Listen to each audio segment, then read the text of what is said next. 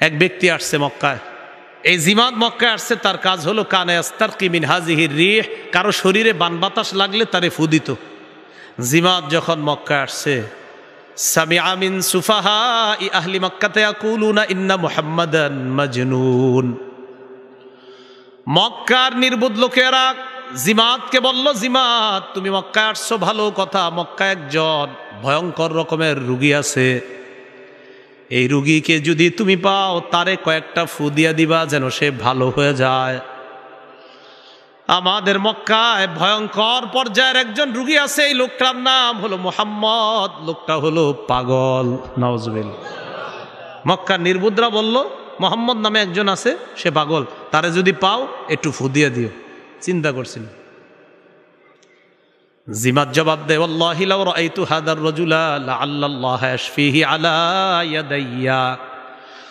আমার আশা আমি যদি তাকে পাই, তার শরীরের মধ্যে আমি ফু দিলে আল্লাহ পাক রব্বুল আলামিন আমার হাতে তাকে আরোগ্য দান করবে, এটা আমার আশা। জিমাদ কয়, আবার আল্লাহরেও মানে, কিন্তু মুসলমান না, অন্য ধর্মের, কিন্তু কয় যে আল্লাহ আরোগ্য দান করবে আমি যদি তারে ফু দেই। কারে? নবীজিরে। ফালাকিয়া, ঘটনা চক্রে নবীজির সাথে দেখা হয়ে গেছে।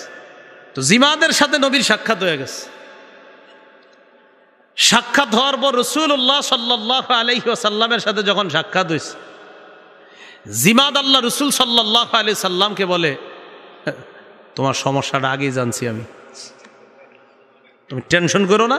ইন্নী আরকি মিন হাযিহির রিহ, তোমার যে সমস্যা, এই সমস্যা আমি ফু দেই, আর ফু দিলে আমি আশাবাদী আল্লাহ তোমারে ভালো করবে। চিন্তা করছি নি, নবীজিরে বলতেছে। তো নবীজি একটু কথা বলতে চাইতেছে, তো জিমাদ চুপচাপ। এবার আমাদের নবী কথা বলা শুরু করলেন। সুবহানাল্লাহ। নবীজি বললেন, ইন্নাল হামদালিল্লাহ, সমস্ত প্রশংসা আল্লাহর। নাহমাদুহু ওয়া নাস্তাঈনু, আমরা আল্লাহর প্রশংসা করি, আল্লাহর কাছে সাহায্য প্রার্থনা করি। মাই ইয়াহদিহিল্লাহু ফালা মুদিল্লা লাহু ওয়া মাই ইউদ্লিলহু ফালা হাদিয়া লাহু। আল্লাহ যাকে হেদায়েত দেয় তাকে পথভ্রষ্টকারী কেউ নাই, আল্লাহ যাকে পথভ্রষ্ট করে তাকে হেদায়েত দানকারী কেউ নাই। ওয়া আশহাদু আল্লা ইলাহা ইল্লাল্লাহু ওয়াহদাহু লা শারীকা লাহ, আমি সাক্ষ্য দিচ্ছি আল্লাহ ছাড়া কোনো ইলাহ নাই, তিনি একক, তার কোনো শরীক নাই। আমি আরো সাক্ষ্য দিচ্ছি মুহাম্মদ সাল্লাল্লাহু আলাইহি ওয়াসাল্লাম আল্লাহর বান্দা এবং শেষ রসুল। কি রসুল? শেষ রসুল। তো এই কথা বইলা নবী বললেন, আম্মা বা'দু, মানে আমি এখন বক্তব্য শুরু করব। নবীজির ভূমিকার কথাগুলা শোনার পর জিমাদ কয়, থামো। আইদ আলাইয়া কালিমাতিকা হাউলা, তুমি তোমার এই কথাগুলা আবার আমারে শোনাও, যেগুলা বললা এগুলা আবার শোনাও। ফাআদাহুন্না আলাইহি রাসূলুল্লাহ সাল্লাল্লাহু আলাইহি ওয়াসাল্লাম সালাসা মাররাত, নবী এই কথাগুলা জিমাদকে 3 বার আবার শোনায়া দেয়। জিমাদ জবাব দেয়, লাকাদ বালাগনা নাউসাল বাহরি, তোমার এই কথার অর্থ সমুদ্রের গভীর পর্যন্ত পৌঁছে গেছে। সামিআতু কাউলাল কাহানা, আমি গণকদের কথা শুনলাম। ওয়া সামিআতু কাউলাস সাহারা, আমি জাদুঘরদের কথা শুনেছি। ওয়াল্লাহি মা সামিআতু মিসলা কালিমাতিকা হাউলা, আল্লাহর কসম তোমার এই কথার মতো এমন অর্থবোধক কথা আমার জীবনে শুনি নাই। ফু দিতেছ, কি দিতেছ? ফু।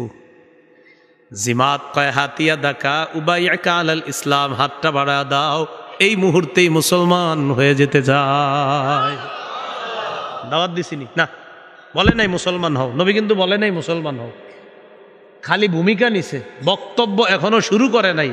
ভূমিকার কথা শুই না, বাচন ভঙ্গি দেইখা মুসলমান হয়ে গেছে। একটু ভাবেন তো কি সুন্দর করে কথা কইতো। লোকমান হাকিম তার সন্তানরে কয়, ইয়া বুনাইয়া আকিমিস সালাহ, তুমি নামাজ কায়েম করবা।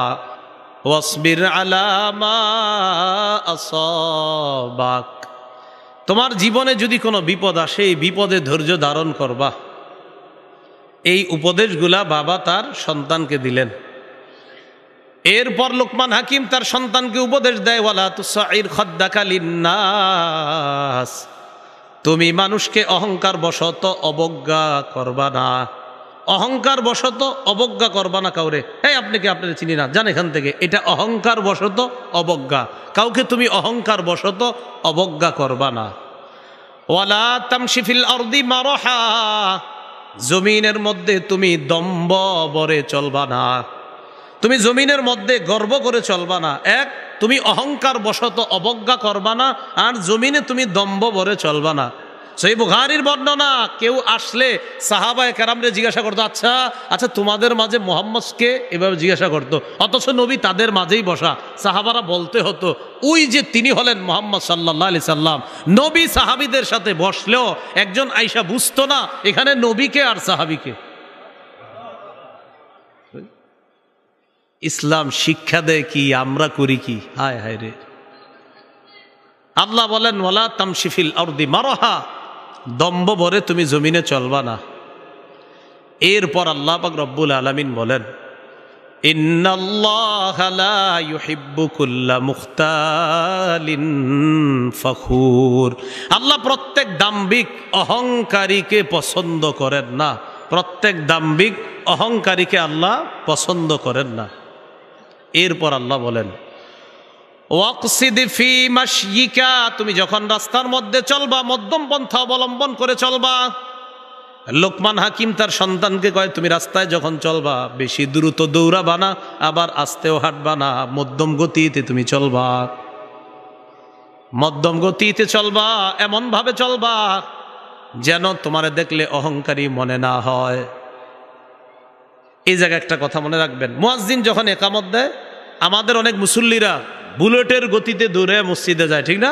মসজিদে যাওয়ার পর কি করে? আমার দিকে তাকান, আল্লাহু আকবার, কি এরকম করে? তো আপনারা কে বলছে এভাবে যাইতে জামাতে? জামাত না, না হাইসেন না, পুরা ইসলাম শিখেন। এভাবে তো আপনারা জামাতে যাইতে বলে নাই। নবী বলছেন, যখন এইভাবে জামাতে যাইবা, আলাইকুম বিস সাকিনাতি ওয়াল ওয়াকার, ধীরস্থিরতার সাথে, গাম্ভীর্যতার সাথে তুমি মধ্যম পন্থা অবলম্বন করে আস্তে ধীরে সুস্থে তুমি জামাতে যাও। যতটুকু জামাত পাও ততটুকু পড়ো, যতটুকু না পাইবা সালাম ফিরানোর পর বাকিটা তুমি একা আদায় করো। ইসলাম তো আপনাকে বলছে এটা। এরপর আরেকটা ভুল কি করে দেখেন, দ্রুত দৌড়ে এই মসজিদটাই ধরেন, মনে করেন দ্রুত দৌড়ে আসছে, আইসা আপনার ওই যে সামনে কাদা কুদা দিয়া পাড়ায়া পুরায় আইস। আসার পর সে কি করছে, মসজিদের সামনে 14 জনের জুতা আছে, এই সবগুলা জুতা হের জুতার কাদা দিয়া ভরায়া মসজিদে গিয়া দাঁড়ায়া আল্লাহরে খুশি করছে। বুঝলাম আল্লাহরে খুশি করছেন। কিছু ভুল হয়ে থাকলেও আল্লাহর কাছে মাপ চাইলে আল্লাহর হক আল্লাহ মাফ করে দেয়। কিন্তু 14 জনের জুতা যে নষ্ট করলেন, এই যেই বান্দাদের মনে আঘাত করলেন, তারা যদি জুতা দেখা মনে কষ্ট পায়, তারা মাফ না করলে আপনি মাফ পাবেন না। কাজটা করলেন কি আপনি? একটা বিষয়। আরেকটা, আমরা যখন মঞ্চে আসি, এই যে আমি বা আমরা আলেম ওলামা, তখন দেখবেন এই জায়গায় অনেকের জুতা থাকে। তো আলোচকরে কি করে, আলোচকের জুতাটা নেওয়ার জন্য আরো 5-6 জন অন্য মানুষগুলার জুতা সব পাড়ায়া হজরতের জুতাটা নেয়। বুঝলাম যে আমি হজরতের জুতা নিয়ে আমাকে খুশি করলেন, আর 15 জনের জুতা পাড়াইলেন, এরা কি আল্লাহর বান্দা না? কি শিখলেন? ইসলাম তো আপনাকে এটা শিখায় না। আল্লাহ আমাদেরকে বুঝার তৌফিক দান করেন। তো আল্লাহর পাক রব্বুল আলামিন লোকমান হাকিমের মাধ্যমে তার সন্তানকে যে উপদেশটা, এই কথাটা আল্লাহ কোরআনে এনে বলেন, ওয়াকসিদ ফি মাশয়িকা, তুমি যখন চলবা মধ্যম গতিতে চলবা। সন্তানদেরকে এগুলো শিখাইবেন, আব্বু মসজিদে যখন যাবা কারো জুতার উপরে তোমার জুতা রাখবা না, তোমার জুতাটা তুমি আলাদা রাখবা, তোমার জুতার ময়লা দিয়ে আরেক মুসলমানের জুতা তুমি ময়লা করবা না। এগুলা সন্তানদেরকে ধরে ধরে আপনি শিখাইয়া দেন। এরপর লোকমান হাকিম তার সন্তানকে বলে, ওয়াগদুদ মিন সাউতিক, তুমি তোমার আওয়াজটা নিচু করবা, আওয়াজটা নিম্নমুখী করবা, আওয়াজ নিচু করবা। আওয়াজটা বেশি উঁচু করবা না, এত জোরে কথা না বলা যে মানুষ কিচ্ছু বুঝে না, এত আস্তে না বলা এটাও বুঝে না, বেশি জোরে বিরক্তিকর, বেশি আস্তে বোঝা যায় না, মিডিয়াম গতিতে তুমি কথা বলবা। আমাদের কথা শুনলে তো অনেক মানুষ মনে করে আরে হে কি এরকম চিল্লাইতেছে খালি, অথচ নবীজির কথা শুই না, শুধু দাওয়াতও দেয় নাই, শুধু কথার ভঙ্গি দেখা মুসলমান হয়ে গেছে। লোকমান হাকিম তার সন্তানরে কয় ওয়াকসিদ ফি মাশয়িকা ওয়াগদুদ মিন সাউতিক, তুমি মধ্যম গতিতে হাঁটবা, বেশি জোরে না, আস্তে না, আওয়াজ নিচু করে কথা বলবা, এত নিচু যে মানুষ বুঝে না, আবার এত জোরেও না শুনতে বিরক্তিকর, বরং এমন ভাবে যেটা শুনতে সাবলীল সুন্দর মনে হয়, এইভাবে তুমি কথা বলবা। আল্লাহ আমাদের সকলকে, সন্তানদেরকে এই উপদেশগুলা যেন আমরাও দিতে পারি, আল্লাহ তৌফিক দান করেন। একজন বাবা তার সন্তানকে ইসলাম পালন করতে বলবে, বলেন জোরে, কি পালন করতে বলবে? ইসলাম। সূরা বাকারা 131 132 নম্বর আয়াত, আল্লাহ বলেন ইয ক্বালা লাহু রাব্বুহু আসলিম ক্বালা আসলামতু লিরাব্বিল আলামিন। ইব্রাহিম নবীর রব যখন বললেন আপনি আত্মসমর্পণ করেন, ইব্রাহিম নবী বললেন আসলামতু লিরাব্বিল আলামিন, আমি বিশ্বজগতের রবের সামনে আত্মসমর্পণ করলাম। এবার ইব্রাহিম নবী তার সন্তানদেরকে কি বলে দেখেন, ওয়াসা বিহা ইব্রাহিমু বানিহি ওয়া ইয়াকুব। ইব্রাহিম নবী আর ইয়াকুব নবী তাদের সন্তানদেরকে উপদেশ দেয়, ইয়া বানিয়া ইন্নাল্লাহা আস্তাফা লাকুমুদ্দিনা, ও সন্তানরা, ইসলাম আল্লাহ তোমাদের জন্য নির্বাচন করেছেন, এই ধর্ম মানে ইসলাম আল্লাহ তোমাদের জন্য নির্বাচন করেছেন। তাহলে সবার মূল ধর্ম ইসলাম, বলেন সবার মূল ধর্ম মূলত কি? সব নবীরা ইসলামের দাওয়াত দিছে, বলেন সবাই, সব নবীরা কিসের দাওয়াত দিছে? এজন্য সব নবীরা তার জাতিকে ইসলাম পালন করতে বলছে। কোনো নবী ইয়াহুদি ছিল না, কোনো নবী খ্রিস্টান ছিল না, এই কথাটা মনে রাখবেন। আল্লাহ বলেন আম তাকুলুনা ইন্না ইব্রাহিম ওয়া ইসমাঈল ওয়া ইসহাক ওয়া ইয়াকুব ওয়াল আসবাত কানু হুদান আও নাসারা, নাকি তোমরা বলো ইব্রাহিম, ইসমাঈল, ইসহাক, ইয়াকুব আর তার সন্তানরা ইহুদি ছিল অথবা খ্রিস্টান ছিল? ইহুদিরা কয় তারা ছিল ইহুদি, খ্রিস্টানরা কয় এই নবীরা ছিল খ্রিস্টান। আল্লাহ কয় নবী আপনি এদেরকে বলেন আনতুম আ'লামু আমিল্লাহ, আচ্ছা তোমরা বেশি জানো না আল্লাহ বেশি জানে? বলেন কে বেশি জানে? তো আল্লাহ বলতেছে এরা কি বলে, এরা আমার নবীদেরকে বলে ইহুদি, কেউ আমার নবীদেরকে বলে খ্রিস্টান। আল্লাহ বলে না, আমার সব নবীদের ধর্ম ইসলাম। বলেন সব নবীদের ধর্ম ইসলাম। এটার দলিল হাদিসও আছে, সহিহ বুখারীর বর্ণনা 3443 নম্বর হাদিসের বর্ণনা। ক্বালা রাসূলুল্লাহি সাল্লাল্লাহু আলাইহি ওয়াসাল্লাম, আল্লাহ নবী বলেন আনা আউলান নাস বিঈসা ইবনে মারইয়াম ফিদ দুনিয়া ওয়াল আখিরা, দুনিয়া আখিরাতে ঈসা নবীর সবচাইতে কাছের মানুষ আমি। নবী বলেন দুনিয়া আখিরাতে ঈসার সবচেয়ে ঘনিষ্ঠ আমি। এবার নবীজি বলেন আল আম্বিয়া ও ইখওয়াতুন লিআল্লাত, সব নবীরা বৈমাত্রীয় ভাই, সব নবীরা বৈমাত্রীয় ভাই, মা ছাড়া ভাই। এবার মা ছাড়া ভাই মানে কি? নবীজি বলেন উম্মাহাতুহুম শাত্তা, সব নবীদের মা আলাদা, ওয়া দীনুহুম ওয়াহিদ, সব নবীদের ধর্ম একটা, ইসলাম।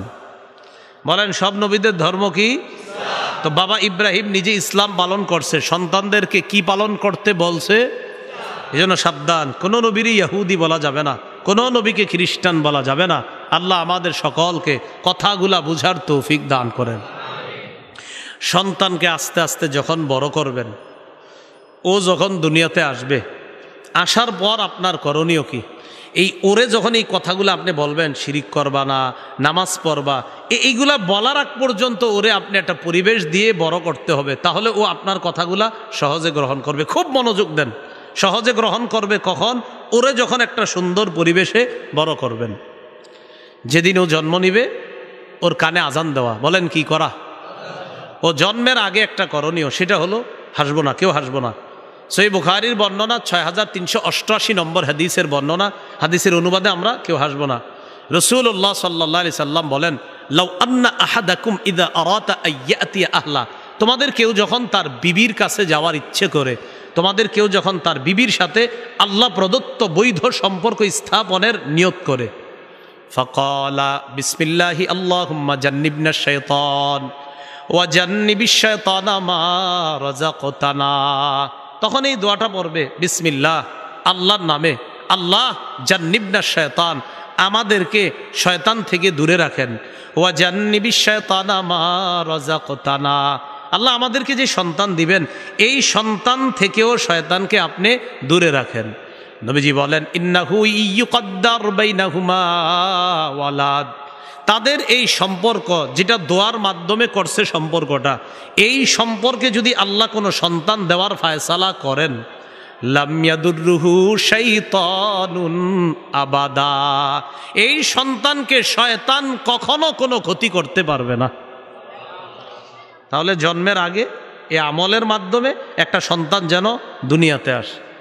এবার সন্তানটা দুনিয়াতে যখন আসবে, আসার আগে মায়ের পেটে যখন থাকবে, ওই মাকে ভালো ভালো আমল করতে বলবেন, কোরআন তেলাওয়াত করতে বলবেন, মাকে ভালো চিন্তা চেতনা তার মাথায় দিয়ে দিবেন।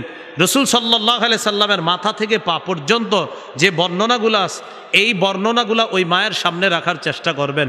শামাইলে তিরমিজি নামে একটা কিতাব আছে, কি নাম? শামাইলে তিরমিজি, এটার বাংলা বের হয়েছে। এটার বর্ণনার বিষয় হলো নবীর মাথা থেকে পা পর্যন্ত দেখতে কেমন, চুল মোবারক কেমন, চোখ কেমন, কান কেমন, নাক কেমন, সব এখানে আছে। যেমন সহিহ বুখারীর একটা বর্ণনা আছে, 3547 নম্বর হাদিস। হযরত আনাস বলেন কানা রাসূলুল্লাহি সাল্লাল্লাহু আলাইহি ওয়াসাল্লাম রাবআতাম মিনাল কওম, নবীজি মাঝারি গড়নের ছিলেন। লাইসা বিত-তাবিল, বেশি লম্বা ছিলেন না, ওয়ালা বিল কাসির, বেশি খাটো ছিলেন না, মাঝারি ধরনের ছিলেন। এরপর হযরত আনাস বলেন লাইসা বি আদামা ওয়ালা বি আবিয়াদ আমহাকা, লাইসা বি আবিয়াদ আমহাকা ওয়ালা বি আদামা, নবীজি ধবধবে সাদা ছিলেন না, আবার একবারে তমাট মাটির কালারের ছিলেন না। আজহারুল লাউন, লাল লাল ভাব গোলাপি রঙের ছিলেন। কি রঙের? তো গর্ভবতী ওই যে নারী আছে, তাদের সামনে এই বর্ণনাগুলা দিয়ে বলবেন এগুলা পড়ো, ভারতের অমুক তমুককে কল্পনা না করে এগুলা কল্পনায় আনো। কি কথা বুঝে আসছে? তো এটা যখন পেটে সন্তান থাকবে তখন ওই মায়ের কাছে এই বর্ণনাগুলা দেওয়া। আজকে আমার সংকলন করাও মিম্বরের আমানত প্রথম খণ্ড, এখানে ওরা মনে নিয়ে আসছে, এটা এখানে পাবেন। এটার মধ্যেও মাথা থেকে পা পর্যন্ত প্রথম খণ্ডের পুরা বর্ণনাগুলো থাকলে, যদি ওদের কাছে থেকে থাকে, মিম্বরের আমানত প্রথম খণ্ড একদম মাথা থেকে পা পর্যন্ত, নাক কেমন, চোখ কেমন, এগুলা কেমন, এই বর্ণনাগুলা এখানে দেওয়া আছে। পাশাপাশি সন্তানের অধিকারগুলাও এখানে স্পষ্টভাবে লেখা আছে।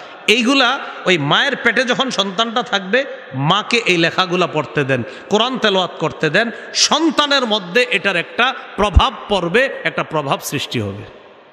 কেন আপনি বুঝেন না? ইয়াহুদি সম্প্রদায়, এদের মহিলাদের গর্ভে যখন সন্তান আসে, ওই মহিলারা অঙ্ক করে। সাধারণত ইহুদি মহিলারা পেটে সন্তান আসলে বেশিরভাগ মহিলা কঠিন কঠিন অঙ্ক মিলায় পেটে সন্তান থাকলে। কেন?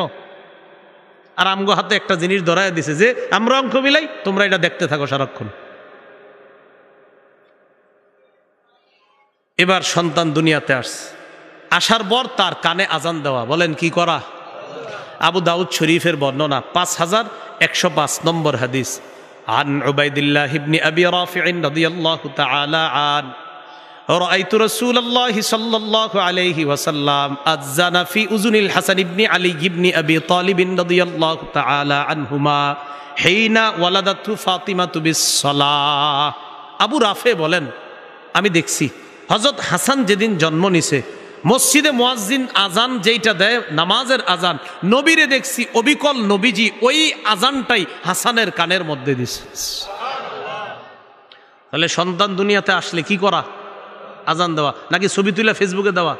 না, আজান দেওয়া। 1 2 তাহনিক করা। বলেন সবাই তাহনিক করা। কি করা? তাহনিক কাকে বলে? তাহনিক বলা হয় সন্তান হওয়ার পর এই সন্তানটা কোনো আল্লাহওয়ালার কাছে নিয়ে যাবেন, ওই আল্লাহওয়ালা খেজুর চাবাবে, চাবায়া খেজুরের সামান্য অংশ সন্তানের মুখের ভিতর উপরে এইভাবে লাগায়া দিবে, আর একটু থুতুও লাগায়া দিবে। সবাই বলেন আমার সাথে, এটাকে তাহনিক বলে। কি বলে? সহিহ বুখারীর বর্ণনা 5467 নম্বর হাদিস। এই হাদিসের মধ্যে আসছে عن أبي موسى رضي الله تعالى عنه قال ولد لي غلام فأتيت به النبي صلى الله عليه وسلم আমার একটা সন্তান হইছে, আমি এই সন্তানকে নিয়ে আল্লাহ নবীর কাছে গেলাম। ফাহান্নাকাহু বিতামরা, আল্লাহ নবী আমার সন্তানটার মুখের মধ্যে খেজুর চাবায়া দিয়ে দিলেন, সামান্য খেজুর মুখে লাগায় দিস। ওয়াসাম্মাহু ইব্রাহিম, আমার সন্তানের নাম নবী ইব্রাহিম রেখে দিস। কি নাম রাখস? ইব্রাহিম। ওয়াদআ লাহু বিল বারাকা, নবী তার জন্য কল্যাণের দোয়া করছেন। সুম্মা দাফাহু ইলাইয়া, এরপর তাকে আমার কাছে দিছেন।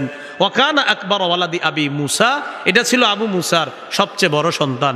এখন একটা সুন্নত শিখলাম এখানে, কি একটা হলো তাহনিক করা, ওই সন্তানের মুখের মধ্যে কোনো আল্লাহওয়ালা কিছু দিবেন, ওই যে আপনার খেজুরের এটা দেওয়া।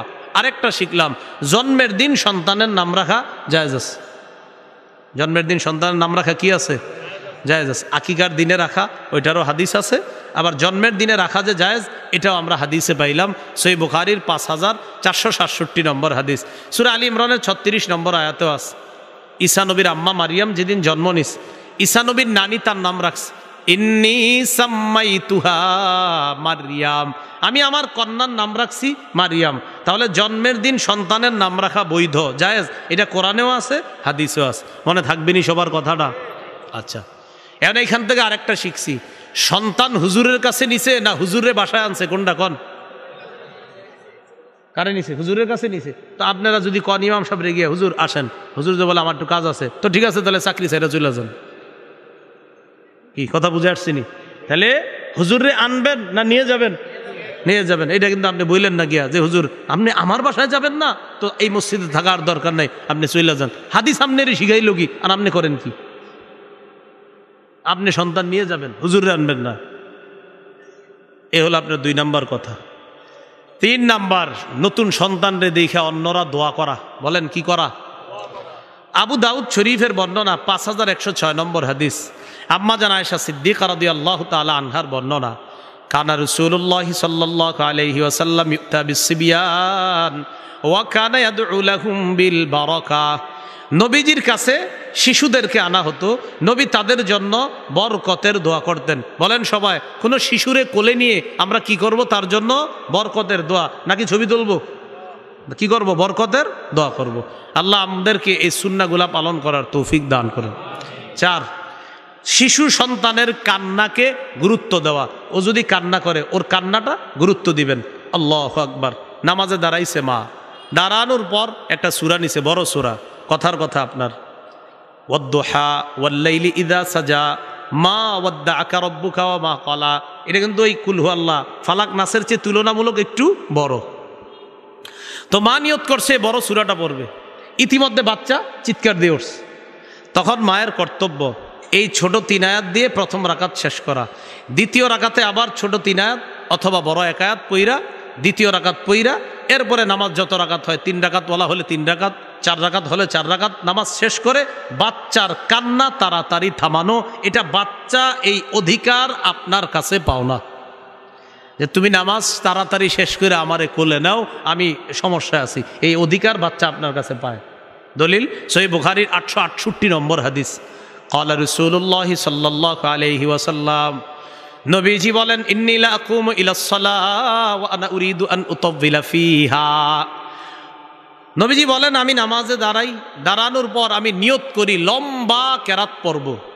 ফাসমাউ বুকা আস-সাবী, হঠাৎ যদি আমি কোনো শিশুর কান্নার আওয়াজ শুনি, আতাজাওয়াজু ফি সালাতি খাশিয়াতা আন আশুক্কা আলা উম্মিহি, কয় মা আর সন্তানের কষ্টের কথা চিন্তা কইরা আমি লম্বা কেরাত পড়ার নিয়তটা বাদ দিয়া শর্ট কেরাত পইরা তাড়াতাড়ি নামাজ শেষ করি, যেন ওই শিশু আর তার মায়ের কষ্ট না হয়।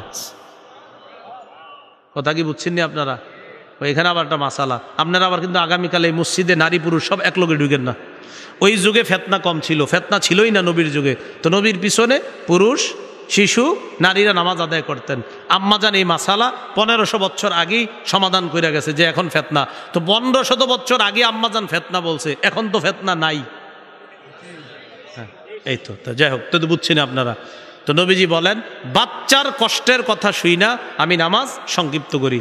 এখন আপনারা যারা বাবা আছেন, আপনিও নামাজে দাঁড়াইছেন, কথার কথা আপনার বিবি গেছে রান্না করতে গেছে, বাচ্চাটা আপনার পাশে আছে, বিবি কোনো কাজে আছে, ইতিমধ্যে আপনি বাচ্চার পাশে নামাজে দাঁড়াইছেন, আপনি বাবা লম্বা কেরাত নিছেন, বাচ্চা চিৎকার দিছে, ওই আপনিও একই কাজ করবেন, তাড়াতাড়ি শর্ট কেরাত দিয়ে নামাজ শেষ করে ওকে আপনি কোলে নেওয়া, ওর কান্না থামানো, এটা বাচ্চা এই অধিকার আপনার কাছে পাও না। 5 নাম্বার আকিকা করা। বলেন কি করা? আকিকা। বাইহাকি শরীফ হাদিসের কিতাব 19760 নম্বর হাদিস।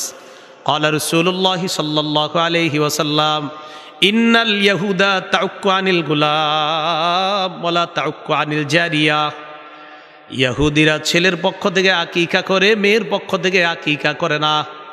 ইহুদিরা শুধু ছেলের আকিকা করত, মেয়ের আকিকা করত না।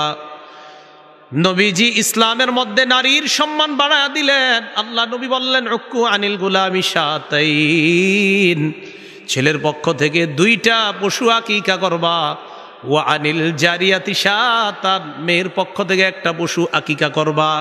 ইহুদিরা মেয়ের আকিকাই করতো না, ইসলাম আইসা মেয়ের আকিকা চালু করলো। ইসলাম নারীর সম্মান কমাইলো না বাড়াইলো? বাড়াইছে। আকিকা 7ম দিনে করা। জোরে বলেন কততম দিনে? নাসাই শরীফের বর্ণনা 4220 নম্বর হাদিস। আন সামুরাত ইবনে জুনদুবিন রাদিয়াল্লাহু তাআলা আনহু قال قال رسول الله صلى الله عليه وسلم كل غلام رهين بعقيقته تذبح عنه يوم السابع। প্রত্যেকটা নবজাতক তার আকিকার সাথে আবদ্ধ 7ম দিনে পশু জবাই করা হবে। ওয়ায়ুহলাকু রাসুহু, তার মাথা মুন্ডন করা হবে। ওয়ায়ুসাম্মা, তার নাম রাখা হবে। তাহলে আকিকা করা, মাথা মুন্ডন করা, 7ম দিনে নাম রাখা। আলেম ওলামা যারা আছেন আপনারা চুপ থাকবেন, অন্যরা বলেন 7ম দিনে নাম রাখা, এটা হাদিসে পাইলাম। আর জানি কোন দিনে নাম রাখারও বৈধতা আছে? মাশাআল্লাহ, ওই যে 1ম দিনে। তাহলে বোঝা গেল ক্লাস মোটামুটি ভালো চলতেছে আমাদের। তাহলে 1ম দিনে নাম রাখা এটাও আছে, বুখারীতেও আছে, কোরআনেও আছে। আবার 7ম দিন আকিকার দিনে নাম রাখা, এটাও আমরা পেয়ে গেলাম। তাই আমরা 7ম দিনের 3টা সুন্নত পাইছি। কয়টা? 3টা। পশু জবাই, মাথা মুন্ডন, নাম রাখা। পশু জবাই, মাথা মুন্ডন করা, নাম রাখা। পশু জবাই করতে গিয়ে কুসংস্কার করা যাবে না। সবাই বলেন কি করা যাবে না? কুসংস্কার। আবু দাউদ শরীফের 2843 নম্বর হাদিস। রসুল এক সাহাবী বলেন কুন্না ফিল জাহিলিয়াতি ইযা বুলিদা লি আহাদিনা গুলাম যাবাহা শাতান। জাহিলি যুগে আমাদের কারো যখন সন্তান হইতো পশু জবাই করত, করার পর লাতা খরাসাহু বিদামিহা, ওই পশুর রক্ত তার মাথার মধ্যে মাইখা দিত। পশুর রক্ত মাথায় মাইখা দিত। ফালাম্মা জা আল্লাহু বিল ইসলাম, ইসলাম যখন আসলো, কুন্না নাজবাহু ওয়া নালতাখুহু বিজ্জাফরান, ইসলাম আসার পর সন্তানের পক্ষ থেকে আমরা পশু জবাই করি আর তার মাথায় জাফরান মাইখা দিই। বলেন কি মাখি? জাফরান। এখন আমাদের বাংলাদেশের সন্তানদের মাথায় জাফরান মাখবেন কিনা এটা ডাক্তারের সাথে পরামর্শ করবেন, কারণ আমাদের দেশের আবহাওয়ার একটা ব্যাপার আছে। এটা শীতের আবহাওয়া, গরমের আবহাওয়া, 6 ঋতুর দেশ। সৌদি আরবের আবহাওয়ার সাথে তো আমাদেরটা মিলানো যাবে না। এই জন্য এখানে আপনি জাফরান মাথায় দিবেন কিনা খালি আজকে শুই না কালকে গিয়ে মাহা শুরু করেন না, কিন্তু এটা ডাক্তারের সাথে পরামর্শ করে নেবেন। কি কথাগুলো বুঝে আসছে সবার? আচ্ছা, তাহলে আকিকাকে কেন্দ্র করে কুসংস্কার করব না, বলেন ইনশাআল্লাহ। আকিকার গোস্ত সবাই খাবেন, বাবা খাবে, মা খাবে, দাদা খাবে, দাদি খাবে, নানা খাবে, নানি খাবে। এমনকি যার আকিকা করছেন ওটার জন্য ফ্রিজে রেখে দিবেন, বড় হইলে খাওয়াই দিবেন। বুঝেন নাই? মানে এলাকার কিতাবগুলোতে লেখা আছে। কোথায়?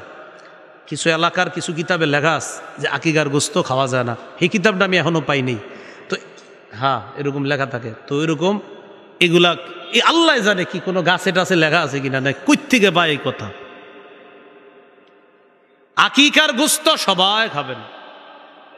কোরবানির গোস্ত যেমন নিজে খান অন্যরে দেন, আপনি এরকম করবেন। আকিকার গোস্ত নিজে খাবেন, অন্যরে দিবেন। কি আশ্চর্য কথা! আল্লাহ আমাদেরকে আমল করার তৌফিক দান করেন। এইগুলো আকিকার কথা, পশু জবাই করা।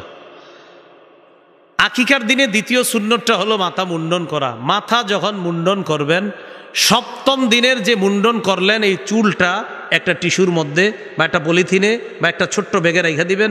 মা বোনরা যারা আলোচনা শুনছেন স্বামীরে মনে করাই দিবেন বিষয়টা। এই চুলটা নিয়ে বাজারে গিয়ে স্বর্ণকারের দোকানের ছোট ছোট দুইটা পাল্লা আছে দেখবেন, এক পাল্লায় চুল রাখবেন, আরেক পাল্লায় রূপা রাখবেন। এই চুল পরিমাণ রূপা অথবা রূপার সমপরিমাণ টাকা আল্লাহর রাস্তায় অথবা যারা সৎকা খাওয়ার যোগ্য তাদেরকে সৎকা করে দিবেন। কি বুঝে আসছিনি? বেশি হবে না দাম। 1 বছর আগে 800-1000 হইতো, এখন হয়তো 1200-1500 হইতে পারে যদি রূপার দাম বাড়ে। এতটুকুই হবে, বেশি হবে না। 7 দিনের চুলের রূপা, এটার পরিমাণ রূপা বেশি হবে না, আপনি মাইপা দিবেন। তিরমিজি শরীফের 1519 নম্বর হাদিস, ফাতেমা রাদিয়াল্লাহু তাআলা আনহাকে রাসূল বললেন সাল্লাল্লাহু আলাইহি সাল্লাম, ইহলিকি রাসা ফাতেমা, হাসানের মাথার চুলগুলা মুন্ডন করবা। ওয়া তাসাদ্দাকি বিজিনাতি শারিহি ফিদ্দাতা, হাসানের মাথার চুল পরিমাণ রূপা আল্লাহর রাস্তায় সদকা করে দিবা। হযরত আলী বলেন, ফাওয়াজানতুহু, আমি হাসানের মাথার চুল ওজন করলাম, ফাকানা ওয়াজনুহু দিরহামান আও বা'দা দিরহাম, হাসানের চুলের পরিমাণ হলো 1 দিরহাম অথবা 1 দিরহামের কাছাকাছি। এখন আসেন, মুন্ডন করতে গিয়ে এক অংশ মুন্ডন করা, আরেক অংশ রেখে দেওয়া। কিছু চুল কামাইলেন, কিছু রেখে দিলেন। আমার সাথে সবাই বলেন, এটাকে কাজা বলে। কি বলে?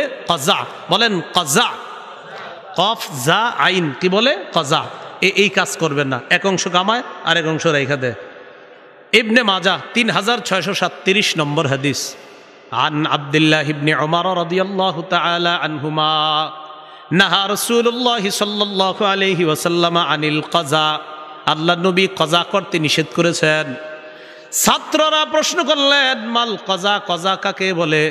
আব্দুল্লাহ ইবনে ওমর জবাব দিলেন, আইয়ুহলাকা মিন রাসিস সাবিয়্যি মাকান ওয়া ইউতরাকা মাকান। কাজা বলা হয় মাথার কিছু অংশের চুল মুন্ডন করা, কিছু অংশ রাইখা দেওয়া, এটাকে বলা হয় কাজা। কিছু চুল মুন্ডন, কিছু রাখা, এটাকে বলেন কি বলে? কাজা। নবীর যুগে এক পিচ্চির মাথা দেখে এরকম কাজা করা। রাসূল ওই ছোট শিশুটাকে ডাক দিলেন। সহিহ বুখারীর আবু দাউদের বর্ণনা 4195 নম্বর হাদিস। এই হাদিসের মধ্যে আসছে, আন আব্দুল্লাহ ইবনে উমর রাদিয়াল্লাহু তাআলা আনহুমা আন্না রাসূলুল্লাহ সাল্লাল্লাহু আলাইহি ওয়াসাল্লাম রাআ সাবিয়্যা, নবী একটা ছোট শিশুকে দেখছে, কদ হুলিকা বাদু শাহরিহি ওয়া তুরিকা বাদু, কিছু চুল কামানো হয়েছে আর কিছু চুল রেখে দেওয়া হয়েছে। তো নবীজি দেইখা পরিবারের ডাক দিছে, এই দিকে আসো, কি করছো এটা মাথার মধ্যে? ইহলিকুহু কুল্লা আও ইতরুকুহু কুল্লা, হয়তো সব চুলগুলা ফালায়া দাও, না হয় কিছু অংশ ফালাও আর কিছু রাখো, এটা করবা না। হয়তো সব ফালাও, না হয় সব রাখো। হয়তো পুরা চুল রেখা দাও, না হয় পুরা চুল ফালায়া দিবা। কিছু রাখো আর কিছু ফালাও, এমনটা করবা না। কিন্তু আফসুসের বিষয়, বর্তমান যুগে দেখবেন আমাদের দেশে, বিশেষ করে এশিয়া মহাদেশের অনেকেই বিভিন্ন খেলোয়াড়ের চুলের সাথে মিল রাইখা 25-30 বছরের শিশুরাও এরকম। কারা? শিশুরাই তো। যুবক হইলে তো এরকম এরকম আপনার আনকমন সেন্সের কাম করতো না। 25 বছর 30 বছরের শিশুরা এই মাথার কিছু অংশ কামায়, কিছু অংশ রাখে। এরে আপনি সেলুনে নিয়ে যাবেন, নিয়ে আইসা বলবেন, ভাই তোমার হাদিস পরে শোনাই, হাদিস তো আছে, এটা করা নিষেধ, তুমি আগে সেলুনের আয়নাটার দিকে একটু তাকাও। তো হে তাকাবে, তাকানোর পর বলবে, তুমি রুচিরে জিজ্ঞাসা করো যে রুচি আমার কি এটা ঠিক হয়েছে, তুমি একটু জিগাও তো কেমন দেখা যায় তোমারে, আপনি রাখুন এটা কেমন দেখা যায়। যদি মনে হয় হাদিস নাও বলি, এই কিছু অংশ কামাইলেন আর কিছু রেখা দিলেন, রুচিয়ে কি কয় এটা কোন? তো সে যদি আয়নার সামনে দাঁড়ায় বলবে এটা তো আমি না, তো বলবেন হ্যাঁ এবার ঠিক আছে, আসলে এটা তুমি না, তুমি কোনটা? আগে যেটা ছিল এটা হও। বুঝে আসছিনি? তাহলে এটা আমি গ্রামগঞ্জেরটা জানি না, শহরে এরকম বিভিন্ন জায়গায় দেখা যায় এই যে চুল ওই বিভিন্ন জনের সাথে মিল রেখা, গ্রাম অঞ্চলের জানি না। হ্যাঁ গ্রামেও হয় না, এটা জানি না আমি। শহরে এরকম দেখা যায় আপনার এই কজা করে। তাহলে কজা হারাম, কজা নিষেধ, এটা করব না আমরা। এরপরে 6 নাম্বার নাম রাখা। নামের মধ্যে সুন্দর নাম হলো আব্দুল্লাহ, আব্দুর রহমান, ছেলেদের নাম, আল্লাহর কাছে সবচেয়ে প্রিয় নাম।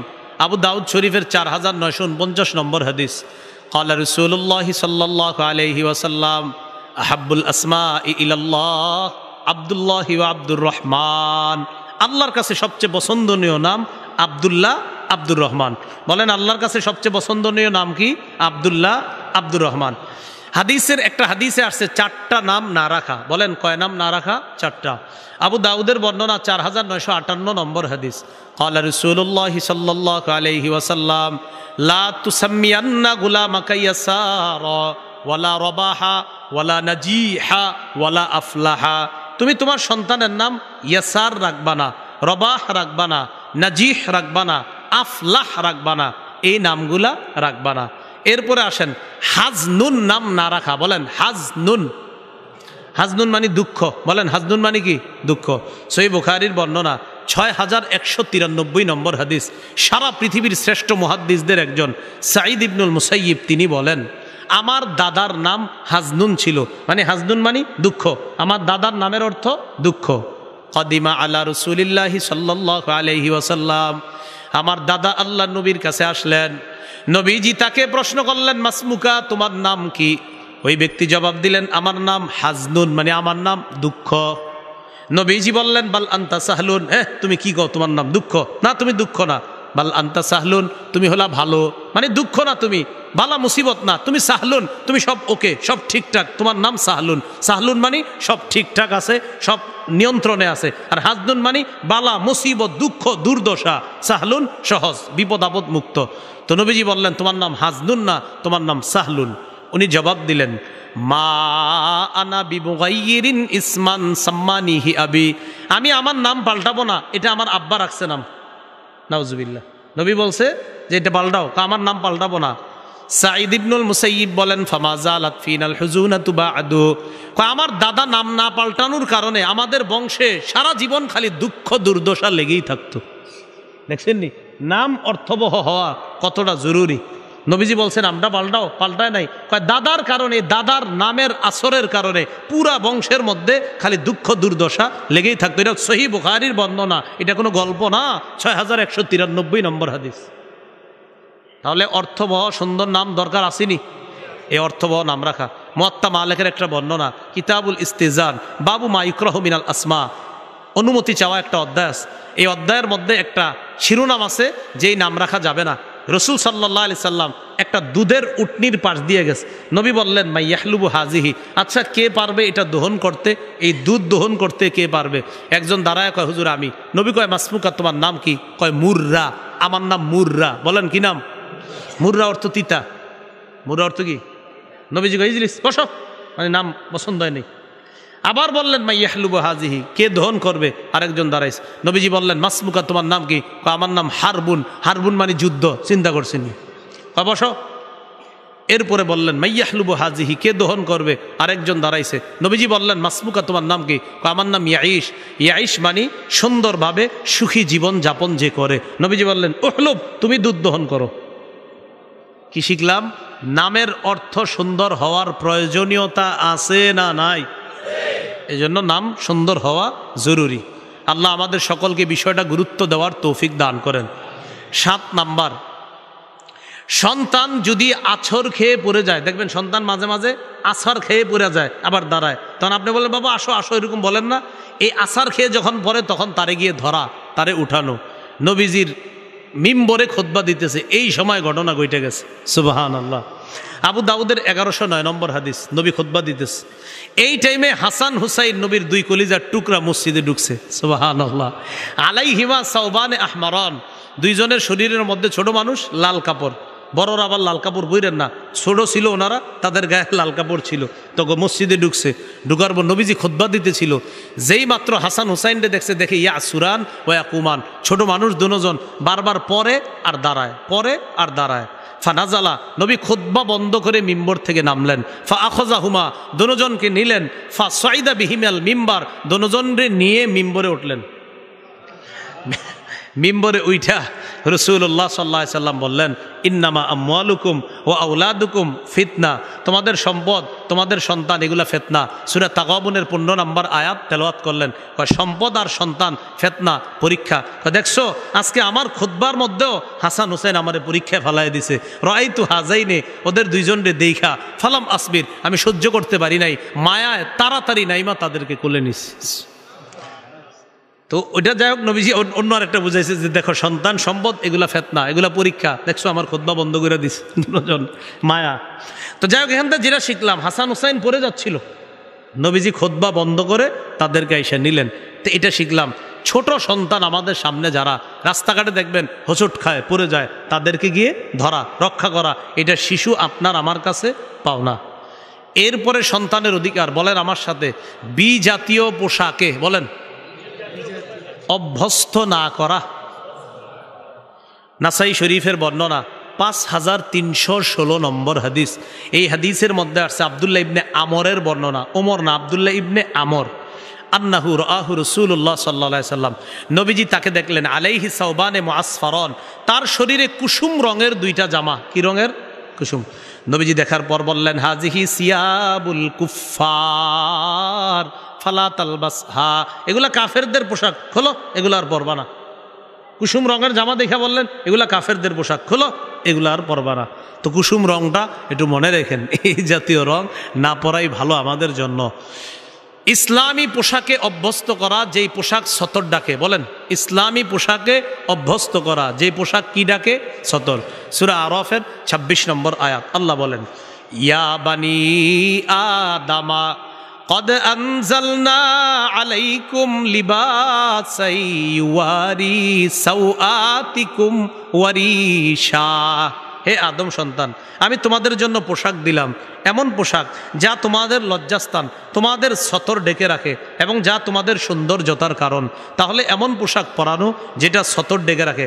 আপনার সন্তানটা বালেগ হওয়ার আগেই যেন তার মধ্যে এই মানসিকতা তৈরি হয় যে আমি ইসলাম ধর্ম পালন করি, আমাদের ধর্মে সতর ঢাকা ফরজ, এটা যেন বালেগ হওয়ার আগেই এই শিক্ষাটা ওর মাথায় ঢুকে যে ইসলামের মধ্যে সতর ঢাকা ফরজ, এটা ঢাকতে হয়, এটা না ঢাকলে ফরজ লঙ্ঘন হয়। কথাগুলো কি মনে থাকবে ইনশাআল্লাহ? এরপর বলেন সাদা পোশাকে অভ্যস্ত করা, বলেন কোন পোশাক? হ্যাঁ, সাদা পোশাক। এটা আপনি সাদা পোশাকে যদি পারেন এটা অভ্যস্ত করাবেন। আবু দাউদের 4061 নম্বর হাদিসের বর্ণনা, রাসূলুল্লাহ সাল্লাল্লাহু আলাইহি সাল্লাম বলেন, ইলবাসু মিন সিয়াবিকুমুল বায়াজ, তোমরা তোমাদের পোশাকের মধ্য থেকে সাদা পোশাক পরিধান করবা। ওয়াকাফিনু ফিহা মাউতাকুম, মৃতদেরকেও সাদা পোশাকে কাফন দিবা, মৃতদেরকেও সাদা পোশাক দিয়ে তাদের কাফন করবা, কাফনের পর দাফন করবা। দেখেন তো, জীবিত সাদা পোশাক পরবা, মরবা ওরেও সাদা পোশাক পরাবা, জীবিত সাদা পোশাক পরবা, মারা যাবা ওরেও সাদা পোশাক পরাবা। হ্যাঁ, এটাতে অনেক কিছু শিক্ষার আছে। সাদা যখন পরবেন তখন তাকাইবেন আর চিন্তা করবেন, জীবিত অবস্থায় ওটা পরলাম, আমি যখন মারা যাব আমাকে এটা পরানো হবে, আবার এই কালারটা পরানো হবে। তো এই হাদিসে আরেকটু কথা বলছে, নবীজি বলেন, তোমরা ইসমিত সুরমা ব্যবহার করবা, ফাইন্নাহু ইয়াজলুল বাসর, সুরমা চোখের জুতি বাড়ায়, ওয়ুমবিতুশ শার, চোখের পাপড়িগুলা সুন্দর করে। সুরমা জুতি বাড়ায়, চোখের পাপড়ি সুন্দর করে। আজকে এতটুকুই থাক। সন্তানের অধিকারগুলা রক্ষা করে আমরা তাদেরকে ওই যে লোকমান হাকিমের যে উপদেশগুলা দিয়ে শুরু করলাম, এই উপদেশগুলাও সন্তানকে দেওয়া। আল্লাহ আমাদের সকলকে যে কথাগুলো শুনলাম এর উপর আমল করার তৌফিক দান করেন। ও এখানে বলছি 10টা 11টা 64টা অধিকার আছে আমার সংকলন করা। ওই গাড়িতে যদি থেকে থাকে আপনারা সংগ্রহ আছে তাহলে সংগ্রহ করার চেষ্টা করবেন, ওরা নিয়ে এসেছে ওখানে। আপনারা 64টা অধিকার, মিম্বরের আমানত প্রথম খণ্ড। আপনাদের কাছে আমার আবদার, আপনারা সবাই নেন, বিবিরে আর আপনি দুজন মুখস্থ কইরা একজন আরেকজনকে শোনাইবেন, আর বিবিরে বলবেন যে পেটে যখন সন্তান আসবে কোরআন পড়বা আর এই সন্তানের অধিকারগুলা শিখবা, যে কিভাবে সন্তান পালন করতে হয়, এবং আপনারাও শিখবেন। আল্লাহ আমাদের সকলকে যে কথাগুলা বললাম শুনলাম আমল করার তৌফিক দান করেন। আমিন। ওয়া আখিরু দাওয়ানা আলহামদুলিল্লাহি রাব্বিল আলামিন। আল্লাহুম্মা সাল্লি আলা মুহাম্মদ ওয়া আলা আলি মুহাম্মদ কামা সাল্লাইতা আলা ইব্রাহিম ওয়া আলা আলি ইব্রাহিম ইন্নাকা হামিদুম মাজিদ। আল্লাহুম্মা বারিক আলা মুহাম্মদ ওয়া আলা আলি মুহাম্মদ কামা বারাকতা আলা ইব্রাহিম ওয়া আলা আলি ইব্রাহিম ইন্নাকা হামিদুম মাজিদ। আল্লাহ আমাদেরকে মাফ করে দেন, আল্লাহ আমাদেরকে মাফ করে দেন। আল্লাহ এই মাহফিলকে আপনি কবুল করেন, ভুলগুলো মাফ করে দেন। আল্লাহ আজকে বাবার সন্তানের করণীয় কি, একজন বাবা তার সন্তানকে কিভাবে মানুষ করবে, একজন মা তার সন্তানকে কিভাবে ছোট থেকে বড় করবে, মাওলা এই বিষয়গুলো জানলাম। আল্লাহ কথাগুলো গুরুত্ব সহকারে যেন আমরা সমাজে ঘরে ঘরে বাস্তবায়ন করতে পারি, তৌফিক দান করেন। আল্লাহ আমরা যেন সন্তানের অধিকারগুলো বাস্তবায়ন করে বাচ্চাগুলোকে ছোট থেকে ইসলাম শিখাইতে পারি তৌফিক দান করেন। আল্লাহ আমাদের দোয়া আপনি কবুল করেন। মাহফিলের আয়োজক বৃন্দ মুনতাজিমিন সকলকে আপনি কবুল করে নেন। আল্লাহ এলাকার মুসলমান সর্বস্তরের মুসলমানকে আপনি কবুল করেন। আল্লাহ আপনার কাছে ফরিয়াদ, আমি যাদের সামনে বসছি, যারা আমার সামনে বসছে মাওলা, সবার সাথে আবার জান্নাতে দেখা করাইয়া দিয়েন। এই আরজিটা আপনি কবুল করে নেন। আল্লাহ আমাদের দোয়া আপনি কবুল করেন। আল্লাহ আমাদের দোয়া আপনি কবুল করেন। আল্লাহ ইসলামের প্রত্যেকটা বিষয়, খুঁটিনাটি বিষয়গুলো যেন কোরআন সুন্নাহর আলোকে মানুষের সামনে আমি প্রমাণ করে উপস্থাপন করতে পারি। আল্লাহ আমার মেধা জাকাত আরও বাড়ায়া দেন। আল্লাহ আমাদের সকলকে আপনি কবুল করে নেন। উলামায়ে কেরাম যারা বিভিন্ন জায়গায় আছে এখন আল্লাহ দ্বীনের খাতিরে দ্বীন প্রচারের কাজে ব্যস্ত আছে মাওলা, মেহেরবানি করে এখন সবাই আপন আপন গন্তব্যে রওনা করবে, সবাই যেন নিরাপদে আপন গন্তব্যে পৌঁছতে পারে তৌফিক দান করেন। সহি সালেমে আমাদেরকে আপন গন্তব্যে পৌঁছার তৌফিক দান করেন। আল্লাহ আমাদের মা, আমাদের বাবা, আত্মীয় স্বজন, পাড়া প্রতিবেশী, উস্তাদ মুরব্বিয়ানে কেরাম, আমাদের সন্তান আদি যারা বেঁচে আছে তাদেরকে হায়াতে তয়্যিবা দান করেন। আল্লাহ যারা বেঁচে নাই তাদের কবরগুলা জান্নাতের বাগান বানায়া দেন। আল্লাহ আমাদেরকে মাফ করে দেন। আল্লাহ আপনার কাছে বিশেষ আবদার, এই আবদারটা আবার করতেছি, যাদের সামনে বসছি আর যারা আমার সামনে বসছে এদের সাথে আবার জান্নাতে দেখা করায়া দিয়েন। আল্লাহ এই আরজিটা আপনি কবুল করেন। আল্লাহ করেন। আল্লাহ এই মুহূর্তে আমাদের নামগুলা জান্নাতীদের খাতায় লেখা দেন। আল্লাহ আপনি লেখা দেন। আমরা জানি আমাদের অপরাধের তো কোনো শেষ নাই মাওলা। আল্লাহ চোখ বন্ধ করলে অপরাধের ফিরিস্তি চোখের সামনে চলে আসে। আপনি ছাড়া যাওয়ারও তো জায়গা নাই, আমরা কোথায় যাবো? আল্লাহ নাফরমানি কইরা শেষে বুঝি এটা আমরা ঠিক করি নাই। আল্লাহ কত গুনাহ করি। আল্লাহ আপনি তো গফফার, আমরা বারবার আপনার কাছেই ফিরে আসি, আমাদেরকে আপনি মাফ করে দিয়েন। আল্লাহ মানুষগুলা কত রাত পর্যন্ত এখানে বসা, যেইভাবে এদেরকে রহমতের চাদরে আবদ্ধ করে রেখেছেন মাওলা, এইভাবে আমাদেরকে রহমতের চাদরে আবদ্ধ করে পুল সিরাত পার করে দিয়েন। আল্লাহ আমাদের দোয়া আপনি কবুল করেন। আল্লাহ এই মানুষগুলো এতক্ষণ এখানে বসা নিঃসন্দেহে ইসলামের মোহাব্বতেই তো বৈশা রয়েছে। আল্লাহ আল্লাহ আমরা জানি এখান থেকে যাওয়ার পর আবার আমাদের গুনাহের পরিবেশে যাই, আমরা আবার গুনাহ হয়, অপরাধ হয়। মাওলা মেহেরবানি করে আমাদেরকে আপনি মাফ করে দেন, 5 ওয়াক্ত নামাজি বানায়া দেন। আল্লাহ বাবার সন্তানের যে উপদেশগুলো আজকে শিখছি উভয়জনে উপদেশগুলো মানতে পারি তৌফিক দান করেন। আল্লাহ ঢাকার উদ্দেশ্যে রওনা করব, সহি সালেমে আপন গন্তব্যে পৌঁছায় দিয়েন। আল্লাহ আমার আম্মা অসুস্থ, আল্লাহ হসপিটালে ছিল, হসপিটাল থেকে বাসায় নিয়ে আসছি মাওলা। আম্মা ছাড়া তো আর কারো সাথেই কথা বলি না। আল্লাহ আল্লাহ কতদিন হয়ে গেল আম্মা কথা বলতে কষ্ট হয়। মাহবুদ মেহেরবান মাওলা, বাবা 2018 সালে বিদায় নিয়েছে। আল্লাহ আল্লাহ আম্মার হায়াতে তয়্যিবা দান করেন। আল্লাহ আমাদের দোয়া আপনি কবুল করেন। রব্বানা তাকাব্বাল মিন্না ইন্নাকা আনতাস সামিউল আলিম ওয়া তুব আলাইনা ইন্নাকা আনতাত তাওয়াবুর রহিম ওয়া সাল্লাল্লাহু তাআলা আলা খাইরি খালকিহি মুহাম্মদ ওয়া আলা আলিহি ওয়া আসহাবিহি আজমাইন। সুবহানা রাব্বিকা রাব্বিল ইজ্জাতি আম্মা ইয়াসিফুন ওয়া সালামুন আলাল মুরসালিন আলহামদুলিল্লাহ।